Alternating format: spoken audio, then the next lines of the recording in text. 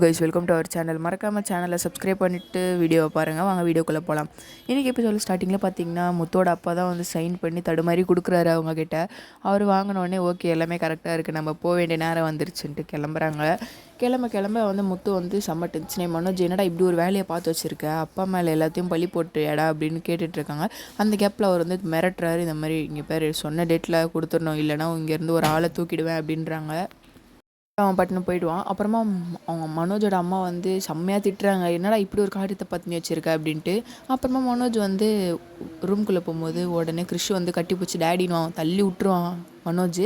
உடனே வந்து ரோஹிணி வந்து என்ன நடக்குது இங்கேன்னு கேட்பா. உடனே மனோஜ் வந்து கழுத்து பிடிச்சி நெருக்க ஆரம்பிச்சிடும். கல்யாணி தான் வந்துட்டுருக்கான்னு பார்த்தா ரோஹிணி தான் ஒன்றும் சொல்லாமல் மன்னிச்சு விட்டுறாங்க.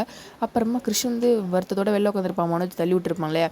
அது வந்து மீனாக்கிட்டே முத்துக்கிட்டே சொல்லிட்டு இருக்கும்போது அவங்களும் வருத்தப்படுறாங்க, இல்லை நீ இங்கே படுத்துக்கோ, உள்ளே போவாதான் சைக்கோ எதனா பண்ணிடுவான் அப்படின்ட்டு கிறிஷிக்கிட்ட சொல்லி படுக்க வைக்கிறாங்க. அந்த நேரத்தில் பார்த்திங்கன்னா சரியாக தூக்கம் வராமல் முத்துவோட அப்பா வெளியில் வந்திருப்பார். வெளியில் வந்தோடனே முத்து வந்து கேட்குறாரு, அப்பா அதுலேயே வந்துருக்கேன்னு கேட்குறாங்க. அப்புறமா மீனாவும் வந்துடுறாங்க. நீங்கள் கவலையாக இருக்கிறதுனால தான் அவங்களுக்கு தூக்கம் வரல அப்படின்னு சொல்கிறாங்க. அதுக்கப்புறமா வந்து செம்ம டென்ஷன் ஆகிட்டு முத்து போய்ட்டு கதவை தட்டி மனோஜ் வெளியில் இழுத்துட்டு இந்த மாதிரிலாம் வேலையை பண்ணிகிட்டு இருக்காதரா அப்படின்னு சொல்லிட்டு மிரட்டிகிட்டு இருக்காங்க. அப்புறம் அடுத்த நாள் காலையில் மீனை வந்து போய் பூ கொடுக்க போகிறாங்க. சிவனும் பார்வதி சந்தோஷமாக இருக்கிறத பார்க்குறாங்க. சிவன் வந்து அதான் ஸ்டோரி எழுதி வச்சுருப்பார் போல், அதை வீடியோ பிடிக்கிறதுக்காக வந்திருக்காங்க. அவங்க பார்த்திங்கன்னா வீடு ஃபுல்லாக பக்காவாக செட்டப் பண்ணி வீடியோ போட்டுட்ருக்காங்க.